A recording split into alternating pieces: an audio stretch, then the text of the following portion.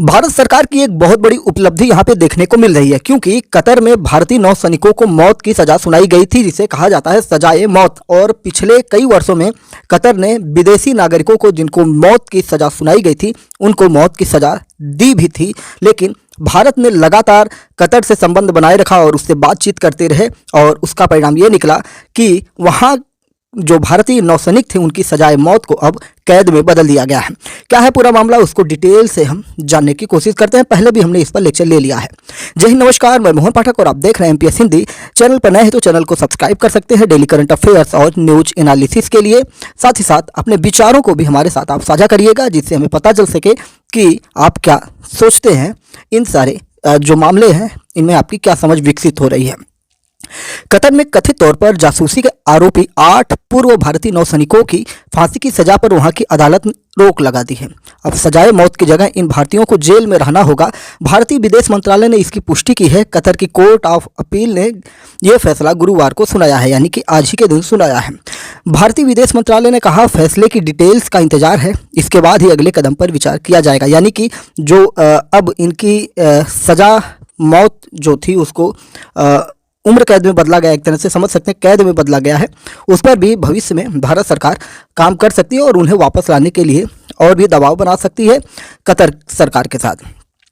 भारतीय विदेश मंत्रालय ने कहा फैसले की जो डिटेल्स है इंतजार कर रहे हैं, मिलने के बाद इस पर विचार किया जाएगा। सुनवाई के दौरान भारत के एम्बेसडर अदालत में मौजूद थे, उनके साथ सभी 8 परिवारों के सदस्य भी थे। भारत ने इसके लिए स्पेशल काउंसिल नियुक्त किए थे। हालांकि फैसले की विस्तार से जानकारी अभी नहीं दी गई है। दुबई में 4 दिसंबर को कॉप 28 यानी कि COP28 समिट के दौरान प्रधानमंत्री नरेंद्र मोदी कतर के अमीर यानी कि चीफ रूलर शेख तमीम बिन हमाद अल थानी से मिले थे। मुलाकात के बाद मोदी ने सोशल मीडिया प्लेटफॉर्म पर कहा था कि दुबई में कतर के अमीर से मुलाकात हुई है। मैंने उनसे कतर में रहने वाले भारतीय नागरिकों के हाल चाल जाने हैं। खास बात यह थी कि प्रधानमंत्री ने कतर की जेल में बंद 8 पूर्व भारतीय नौसैनिकों का सीधा जिक्र करने से परहेज किया था। इस मुलाकात पर दुनिया की नजरें थी। सोशल मीडिया पर मोदी और शेख हमाद की मुलाकात की तस्वीर काफ़ी वायरल हुई थी। बाद में मोदी ने सोशल मीडिया पर यही तस्वीर पोस्ट करते हुए कैप्शन में लिखा था, दुबई में COP28 समिट में से इतर शेख तमीम बिन हमाद अल थानी से मुलाकात हुई। हमने दोनों देशों के बीच संभावित सहयोग के क्षेत्रों पर विचार किया। मैंने कतर में रहने वाले भारतीयों के हाल चाल भी पूछे, ऐसा प्रधानमंत्री ने सोशल मीडिया एक्स यानी कि ट्विटर पर पोस्ट किया था।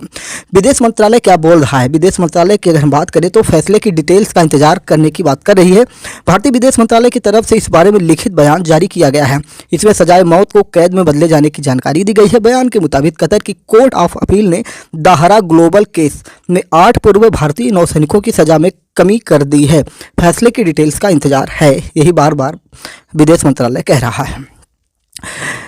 कतर में हमारे एम्बेसडर और दूसरे अफसर आज अदालत में मौजूद थे, ऐसा बयान आया है विदेश मंत्रालय का। इसके अलावा सभी नौसैनिकों के परिजन भी वहां थे।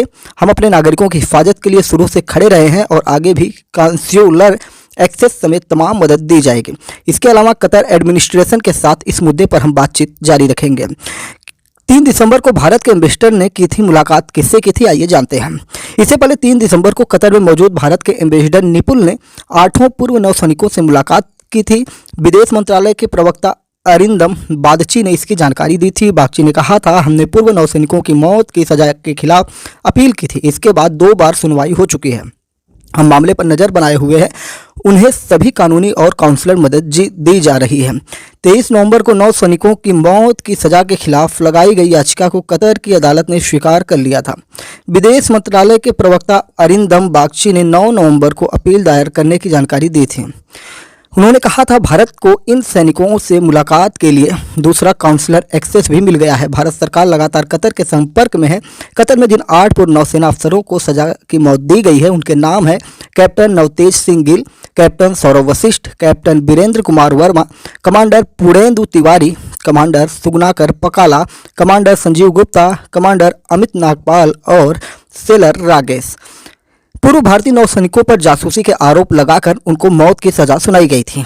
किस प्रकार से घटनाक्रम था हमने पहले भी चर्चा की है, आइए उस पर थोड़ा सा नजर डालते हैं। 26 अक्टूबर को कतर की एक अदालत ने भारत के 8 पूर्व नौसैनिकों की सजा सुनाई थी। ये 2023 26 अक्टूबर की घटना थी। फाइनेंशियल टाइम्स के अनुसार 8 भारतीयों पर इजराइल के लिए जासूसी करने का आरोप है। अल जजीरा की एक रिपोर्ट के अनुसार इन लोगों पर कतर के सबमरीन प्रोजेक्ट से जुड़ी इन्फॉर्मेशन इजराइल को देने का आरोप है। हालांकि कतर ने कभी आरोप सार्वजनिक नहीं किए। 30 अक्टूबर को इन नौसैनिकों के परिवारों ने विदेश मंत्री एस जयशंकर से मुलाकात की थी। सूत्रों के मुताबिक भारत कतर को मनाने के लिए तुर्की की मदद ले रहा है। तुर्की के कतर के शाही परिवार के साथ अच्छे संबंध हैं, इसलिए भारत सरकार ने उसे मध्यस्थता के लिए अप्रोच किया है। भारत सरकार ने मदद के लिए अमेरिका से भी बात की है। इसकी वजह से ये रणनीतिक तौर पर अमेरिका की कतर पर ज़्यादा मजबूत पकड़ है, इसीलिए ये सारी चीज़ें की गई थी। कतर में मौत की सज़ा के करीब 8 जो भारतीय थे उनमें अब तक क्या क्या हुआ है, तो हम थोड़ा डेट वाइज बताने की बात करने की कोशिश कर रहे हैं। अगस्त 2022 की बात करते हैं। कतर में अल दाहरा कंपनी के लिए काम करने गए पूर्व भारतीय नौसैनिकों को गिरफ्तार किया गया।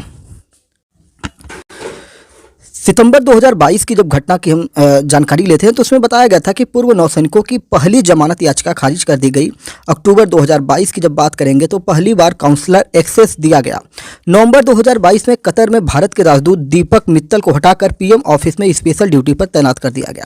दिसंबर 2022 की घटना आई थी। पूर्व नौसेना अफसरों की रिहाई से जुड़े एक सवाल पर विदेश मंत्री एस जयशंकर ने संसद में कहा था, ये संवेदनशील मामला है, उनकी रिहाई हमारी प्राथमिकता है। मार्च 2023 की बात करते हैं। गिरफ्तारी के 7 महीने बाद पूर्व नौसैनिकों की पहली सुनवाई हुई थी। जून 2023 में पूर्व नौसैनिकों की दूसरी सुनवाई हुई। अगस्त 2023 में पूर्व नौसैनिकों का कतर की जेल में 1 साल पूरा हो गया था। अक्टूबर 2023 में कतर में भारत के राजदूत विपुल ने जेल में कैद पूर्व नौसैनिकों से मुलाकात की। अक्टूबर 2023 में मौत की सजा सुनाए जाने के बाद भारत सरकार ने हैरानी जताई, कहा उनको छुड़ाने के लिए कानूनी रास्ते खोज रहे हैं। विदेश मंत्रालय बोला, हम फैसले की डिटेलिंग के इंतजार में हैं। अक्टूबर 2023 में विदेश मंत्री एस जयशंकर ने पूर्व सैनिकों के परिजनों से मुलाकात की थी। इनकी गिरफ्तारी की क्या जानकारी सरकार को थी, तो इस पे सरकार का क्या कहना है। कतर की इंटेलिजेंस एजेंसी के स्टेट सिक्योरिटी ब्यूरो ने इंडियन नेवी के 8 पूर्व अफसरों को 30 अगस्त 2022 को गिरफ्तार किया था। हालांकि भारतीय दूतावास को सितंबर के मध्य में पहली बार इनकी गिरफ्तारी के बारे में बताया गया था। 30 सितंबर को इन भारतीयों को अपने परिवार के सदस्यों के साथ थोड़ी देर के लिए टेलीफोन पर बात करने की मंजूरी दी गई थी। पहली बार काउंसलर एक्सेस 3 अक्टूबर को गिरफ्तारी के 1 महीने बाद मिला। इस दौरान भारतीय दूतावास के एक अधिकारी को इनसे मिलने दिया गया था। तो मामला पूरा साफ हो गया है कि जो भारत के नौसैनिक 8 नौसैनिक कतर में सजाए मौत के लिए तैयार खड़े थे, जिनको कभी भी मौत की सज़ा दी जा सकती थी, लेकिन अब भारत की पहल के बाद उनके मौत की सज़ा को अभी के लिए फ़िलहाल एक तरह से कह सकेंगे कैद की सज़ा में परिवर्तित किया गया है। और भविष्य में देखने वाली बात होगी कि सरकार इसमें क्या और करती है। उम्मीद है कि इन सारे 8 भारतीय नौसैनिकों को या भारतीय नागरिकों को वापस लाने में भारत सरकार कामयाब होगी। अपने विचारों को जरूर बताइएगा कि आप क्या सोचते हैं सरकार और कतर के बारे में। जय हिंद, नमस्कार, भारत माता की जय। हाँ, चैनल पर नए तो चैनल को सब्सक्राइब करके जुड़ जाइए हमारे साथ डेली करंट अफेयर्स और न्यूज़ एनालिसिस के लिए।